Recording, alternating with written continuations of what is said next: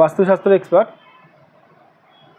শ্রী সঞ্জয় চ্যানেলে আমার প্রত্যেকটা দর্শক বন্ধুদেরকে আন্তরিকভাবে শুভেচ্ছা ও ভালোবাসা জানিয়ে আজকের বাস্তু অনুষ্ঠান দর্শক বন্ধু আপনাদের উদ্দেশ্যে আমি শুরু করছি। তো যারা যারা এই মুহূর্তে আমার অনুষ্ঠান দেখছেন তাদেরকে আমি অনুরোধ করবো আপনারা অবশ্যই আমার এই চ্যানেলটি সাবস্ক্রাইব করবেন, কারণ দর্শক বন্ধু সাবস্ক্রাইব করলে কিন্তু নতুন নতুন বাস্তু সংক্রান্ত ভিডিও কিন্তু আপনাদের কাছে কিন্তু অতি সহজেই পৌঁছাবে, আর শেয়ার অবশ্যই করবেন। তো কথা না বাড়ি চলে আসছি আজকের মূল আলোচনায়। বাড়িতে কেউ টুকটাক করলে কি করে বুঝবেন? অনেকের মনে প্রশ্ন উঠে থাকে, আমাকে জিজ্ঞেস করে থাকেন যে স্যার বাড়িতে টুকটাক করলে কি করে বুঝবো, মানে কি করে বোঝা যাবে?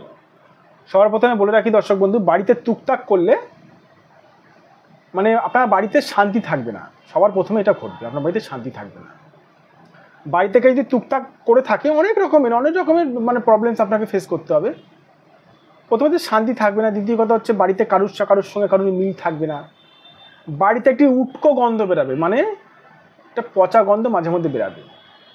বাড়ি থেকে যদি টুকটাক করে রাখে তরকারির কিন্তু সেরকম স্বাদ থাকবে না। মানে আপনার যে তরকারি রান্না করবেন, যে কোনো তরকারি, আপনি নিরামিষ সহ তরকারি রান্না করুন কি আমিষ তরকারি রান্না করুন, সেই তরকারি দেখবেন বেশিক্ষণ বাইরে রাখলে ঠিক থাকবে না, বেশিক্ষণ বাইরে থাকলে ঠিক থাকবে না। সেটা গরমকাল বলুন, শীতকাল বলুন, আর করুন মানে স্বাদটা টেস্টটা নষ্ট হয়ে যাবে, মনে হবে কেন এটা করে খেয়েছে। কেন জানেন? বাড়িতে টুকটাক করা মনে হচ্ছে বাড়িতে অপদেবতা ছেড়ে দেওয়া। অপদেবতা মানে প্রেত পিশাচ ছেড়ে দেওয়া। সেই প্রেত পিশাচরা কী করে জানেন? আপনার বাড়িতে যে খাবার টাবার যদি থাকে বাইরে, সেগুলোকে প্রেত পিশাচ খেয়ে নেয়। সেই জন্য তারা তো দেখুন তারা তো পুরোপুরি একেবারে আপনি তাদেরকে তো খালি চোখে তো দেখতে পাবেন না, কিন্তু তারা একটা হাওয়ার মাধ্যমে, একটা নেগেটিভ হাওয়া ওটা এসে খেয়ে নেয়। এবার সেই খাবারটা টকটক হয়ে যায়, গন্ধ হয়ে যায়, বলতে গেলে টেস্ট সেরকম থাকে না। বাড়ি থেকে যদি টুকটাক করে আপনার বাড়িতে অর্থনৈতিক জায়গাটা ধসে যাবে, মানে আর্থিক স্থানটা ঠিক থাকবে না, অর্থনৈতিক জায়গাটা ঠিক থাকবে না বাড়ি থেকে যদি টুকটাক করে। বাড়ি থেকে যদি টুকটাক করে তাহলে আপনার বাড়িতে জীবনে আপনি শান্তিতে থাকতে পারবেন না। এতগুলো সমস্যা ঘটবে, আরও অনেক সমস্যা আছে, যাই হোক আর বললাম না।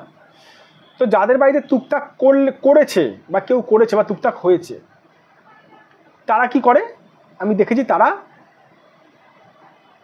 ঘরের মধ্যে ব্রাহ্মণ ডেকে নিয়ে পুজো করে। খুব ভালো কথা, আমি ব্রাহ্মণের পুজোর বিপক্ষে কোনো কথা বলবো না, কিন্তু আমি একটা কথা আপনাদেরকে দর্শক বন্ধু জিজ্ঞেস করি, মন দিয়ে শুনবেন, ভালো মতন মন দিয়ে শুনবেন। ব্রাহ্মণকে আপনি পুজো দিচ্ছেন ঠিক আছে, কিন্তু ঘরের ক্যাচড়াটাকে পরিষ্কার করে তারপরে আপনি পুজোটা করুন না।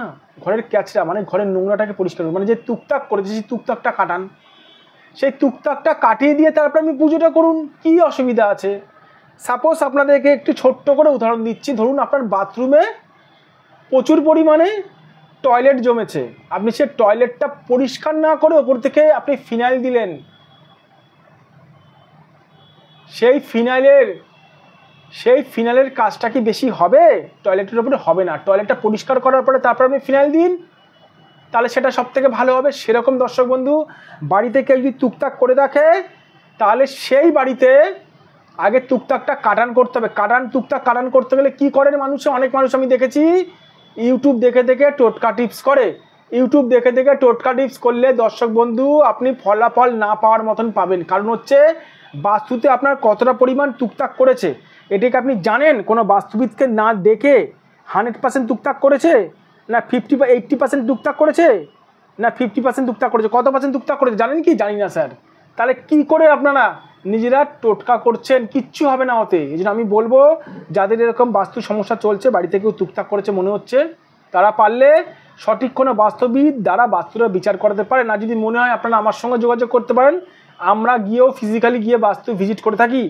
আর এইটা আমাদের হোয়াটসঅ্যাপ নাম্বার, এটা আমার ফোন নাম্বার 9433811696, এটা আমার হোয়াটসঅ্যাপ নাম্বার, প্লাস এটা আমার ফোন নাম্বার 7003115041, এটা আমার ফোন নাম্বার। তবে একটা কথা বলে রাখি, সঠিক বাস্তুবিদকে দিয়ে সঠিক